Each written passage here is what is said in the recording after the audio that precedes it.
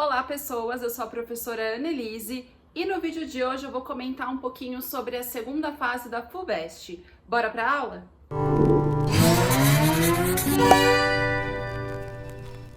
Se você é novo por aqui, seja bem-vindo. Aproveita, já se inscreve no canal, ativa o sininho para você receber todas as notificações, dá like já aqui nesse vídeo porque me ajuda muito, beleza?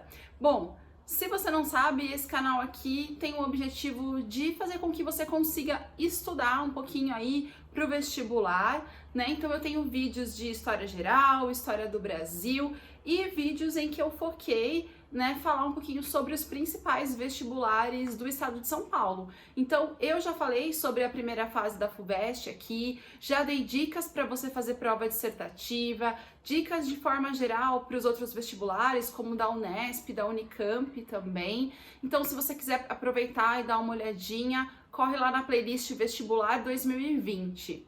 E se você vai prestar o vestibular agora em 2021, né, para 2021, esse vídeo também vale para você, porque você vai ter ali um pouquinho mais de proximidade com as provas de segunda fase, até para desmistificar um pouquinho, né? Muitas vezes o vestibular vira um monstro na nossa vida, então é legal você ir conhecendo, você ir se adaptando à forma como o vestibular aborda determinados temas, para você ir cada vez melhor na prova, certo? Bom, o que eu vou fazer hoje é comentar um pouco sobre a prova da segunda fase da FUVEST de forma geral e focar mais na prova de história, e no final eu vou responder a uma questão que eu selecionei aqui da segunda fase para que a gente possa ter uma noção maior de como os temas são abordados em história, certo? Bom, como de costume, eu tô aqui com a minha colinha, com as minhas anotações sobre a prova de forma geral. E eu vou começar falando sobre o primeiro dia da prova. Para quem não sabe, ou você que fez, né, já tá aí de ressaca da prova, né, mas para quem não sabe, o primeiro dia da FUVEST, ele tem a redação e a prova de língua portuguesa. E dentro dessa prova de língua portuguesa, a gente também tem questões sobre os livros obrigatórios da lista do vestibular.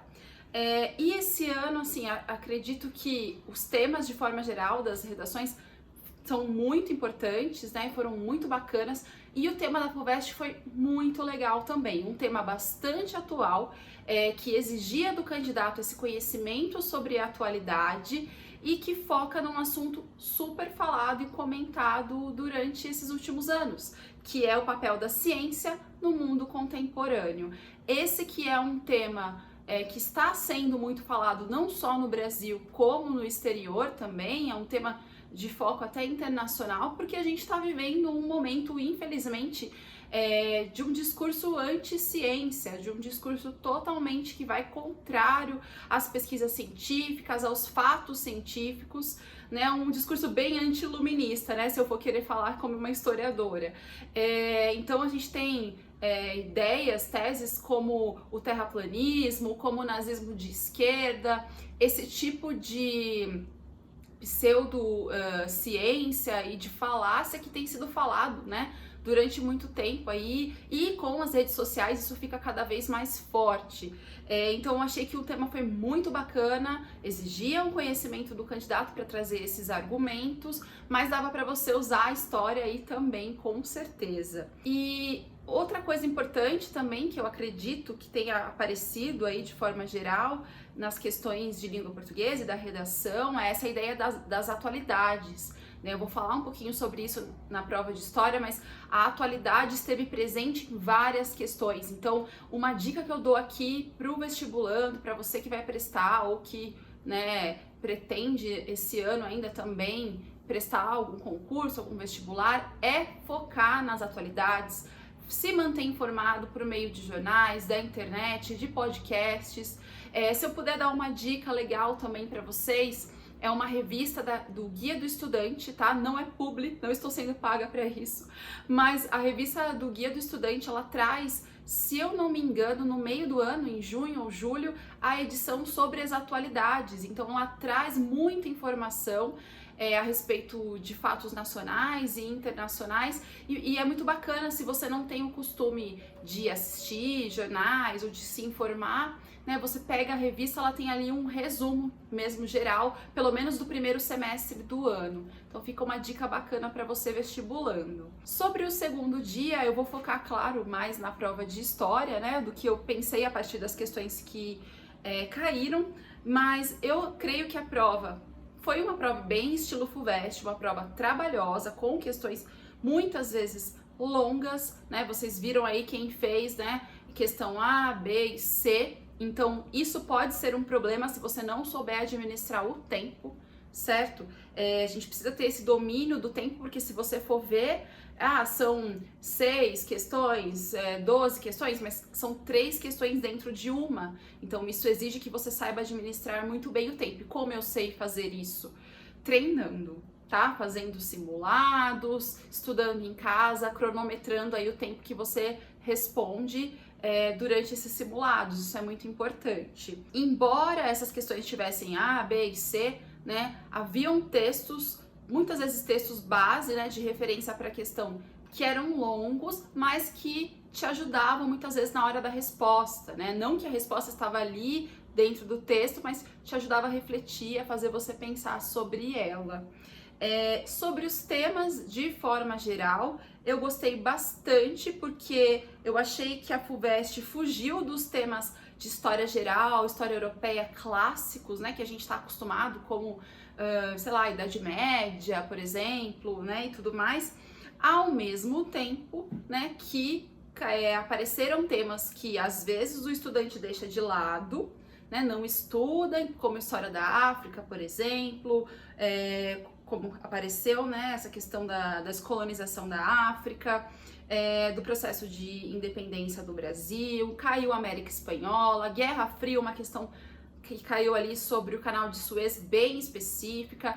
Então assim, FUVEST, né, galera? A gente já sabia que isso poderia acontecer, mas eu achei bem interessante que essa história europeia acabou ficando um pouquinho de lado. Acho que tá na hora da gente ter mesmo esses temas mais voltados para uma história da América, história da África. Isso é bem bacana. Ao mesmo tempo que isso aconteceu, também a gente teve questões que exigiam muito que você traçasse paralelos. Então, fazer comparações entre períodos diferentes, fazer comparações de assuntos diferentes numa mesma questão. E isso, galera, exige muito do vestibulando, mas isso a gente vem, né, ao longo do ano estudando e com treino, certo? Bom, dentre essas questões que apareceram, né, a gente teve algumas questões interdisciplinares. Então, por exemplo, tinha uma questão com um texto do Mário de Andrade, fazendo uma relação do modernismo com o Brasil colônia, basicamente, mas também exigia que você conhecesse um pouco sobre as características do movimento literário do modernismo. A gente teve uma questão de América Espanhola, como eu disse, uma questão interdisciplinar com filosofia, com uma questão de um texto do Foucault, que eu já vou falar sobre ela para vocês aqui, e uma questão também sobre colonização do Brasil. Bom, eu escolhi essa questão que aborda um texto do Foucault que traz um conceito sobre a questão do suplício, da punição, mas que puxa, né, esse tema, embora pareça um conceito filosófico, puxa esse tema aplicado na história do Brasil colônia, e eu achei muito interessante essa questão, embora ela fosse exigente, porque o texto é longo, não é uma questão tão difícil. E eu tenho falado nos meus vídeos a respeito desse tema que apareceu aqui, e eu vou comentando com vocês e vou colocando aqui nos cards os vídeos para que vocês possam assistir, se vocês quiserem. Bom, esse é um texto do Michel Foucault, filósofo francês, um trecho, né, do livro dele chamado Vigiar e Punir, que eu espero que você tenha visto nas aulas de filosofia, mas se você não viu, mesmo que você não conhecesse, você conseguiria fazer a questão, porque ela não é tão específica a respeito do conceito em si. Mas vamos lá. O texto começa e ele diz o seguinte: o suplício tem então uma função jurídico-política. É um cerimonial para reconstituir a soberania lesada por um instante. A execução pública, por rápida e cotidiana que seja, se insere em toda a série dos grandes rituais do poder eclipsado e restaurado, coroação, entrada do rei numa cidade conquistada, submissão dos súditos revoltados. O suplício não restabelecia a justiça, reativava o poder. No século XVII e ainda no começo do século XVIII, ele não era, com todo o seu teatro de terror, o resíduo ainda não extinto de uma outra época. Suas crueldades, sua ostentação, a violência corporal, o jogo desmesurado de forças, o cerimonial cuidadoso, enfim, todo o seu aparato se engrenava no funcionamento político da penalidade. Nesse primeiro parágrafo, grifa aí na sua cabeça, no papel que você está, né, lendo aí junto comigo, essa primeira linha aqui do segundo parágrafo. O suplício não restabelecia a justiça, reativava o poder. E aí continua. Mas nessa cena de terror, o papel do povo é ambíguo. Ele é chamado como espectador, grifa isso aí também. É convocado para assistir às exposições, às confissões públicas, os pelourinhos, as forcas, e os cadafalsos são erguidos nas praças públicas ou à beira dos caminhos. Os cadáveres dos supliciados muitas vezes são colocados bem em evidência perto do local de seus crimes. As pessoas não só têm que saber, mas também ver com seus próprios olhos, porque é necessário que tenham medo, mas também porque devem ser testemunhas e garantias da punição, e porque até certo ponto devem tomar parte nela. Como eu disse, pessoal, mesmo que você não conheça o Foucault, não tenha lido trechos do Vigiar e Punir, a partir do texto você consegue responder as questões. E é interessante que eu, né, claro que sou professora de história, mas conforme fui lendo, fui me lembrando desses casos de mortes exemplares em praça pública e de exemplos que a gente tem ao longo da história, exemplos clássicos, desde a Joana d'Arc na França, né, dos casos da Inquisição e da queima às bruxas, como também os casos que aconteceram aqui no Brasil, né, que eu já vou comentar com vocês mais pra frente. Mas vamos lá, a gente tem A, B e C. Letra A. Identifique uma das práticas punitivas descritas no texto empregadas na sociedade colonial brasileira. Bom, no próprio texto ele comenta sobre o pelourinho e sobre a forca, né, que você pode usar como exemplo. Então ele pede uma das práticas, então você poderia só dar um exemplo de uma. Se você quisesse dar o exemplo, ou se você deu o exemplo de mais de uma, não tem problema, certo? Então, exemplo do pelourinho, a gente sabe que o pelourinho aqui no Brasil foi muito utilizado para punir os escravizados que de alguma forma tinham saído da conduta, né, se comportado de forma considerada errada pelos seus senhores. Então o pelourinho, esse castigo ele era aplicado, né, o achibato, o castigo corporal em praça pública. A forca também foi uma das expressões dessa execução em praça pública, e geralmente a forca era usada para era aplicada, né, em pessoas que tinham cometido algum crime, que foram condenadas por algum crime, especialmente aquele crime que a gente chama de lesa majestade, que era o crime contra o rei, contra a coroa, e era um crime, né, super grave. Então a gente tem o exemplo do Tiradentes, né, que foi enforcado, esquartejado, o seu corpo foi espalhado por várias cidades de Minas Gerais como um exemplo para a população. Letra B. Explique as relações entre a exibição do poder monárquico e as punições judiciais na sociedade do antigo regime europeu. Então vamos lá, essa questão é um pouquinho mais complexa, mas fácil também. Qual é a relação aqui então dessas punições? Por que o rei precisava exibir o seu poder e ele exibia o seu poder por meio das punições? Olha, né, se a gente pensar a punição, um crime, por exemplo, contra a lesa majestade, reforçava ainda mais o poder político do rei e o poder político do Estado. Assim como aconteceu lá, né, na Roma Antiga, com o pão e circo, que também servia para reforçar o poder do Estado, né? Os reis absolutistas no antigo regime, eles precisavam estar o tempo todo se legitimando no poder. Então, esse tipo de punição física trazia esse objetivo, né? Além de punir, era muito importante que essa punição fosse pública e que se legitimasse cada vez mais o rei, o Estado, né? Por assim dizer.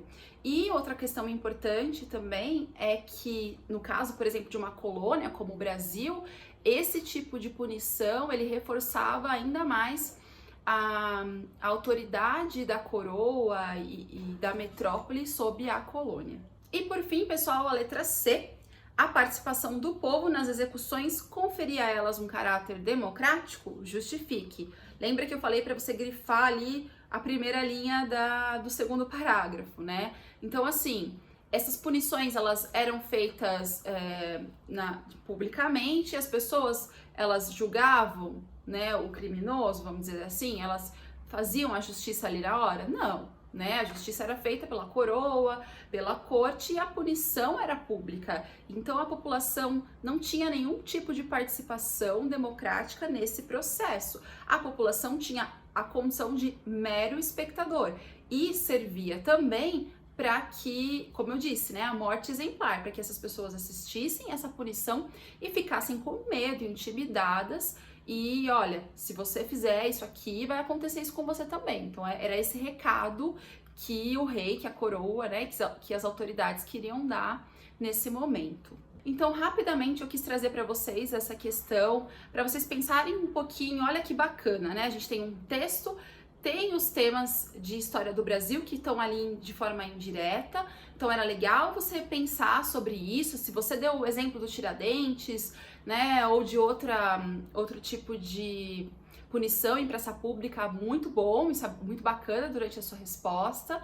Inclusive, se você fez a prova, deixa aqui seu comentário, né, me fala o que você achou da prova, vamos tirar algumas dúvidas se você quiser, tá? Mas enfim, eu quis trazer aqui essa questão para desmistificar um pouco essa história do vestibular, mas também para que você tivesse aí um contato maior com a questão.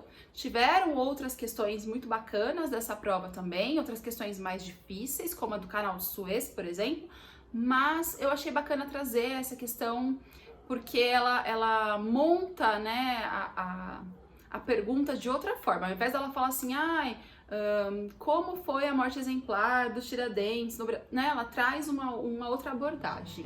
Então é isso, pessoal. Se você fez a prova da FUVEST, deixa aqui seu comentário, como eu já disse, né? Com a sua dúvida, o que você achou da prova, se estava muito difícil, se teve alguma dica que te ajudou aqui do canal, né? Vai ser muito legal receber a resposta de vocês, o feedback de vocês, é muito importante. E é isso, até o próximo vídeo.